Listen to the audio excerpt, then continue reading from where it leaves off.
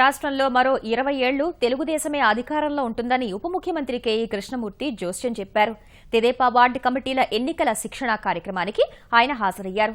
ప్రత్యేక హోదా పేరుతో ప్రతిపక్ష నేత జగన్ ప్రజలను రెచ్చగొడుతున్నారని ఆగ్రహం వ్యక్తం చేశారు.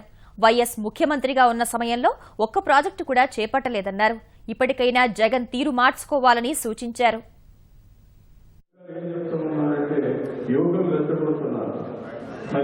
ప్రత్యేక హోదా ఉంటే ఉద్యోగాలు వస్తాయని చెప్తా ఉన్నారు.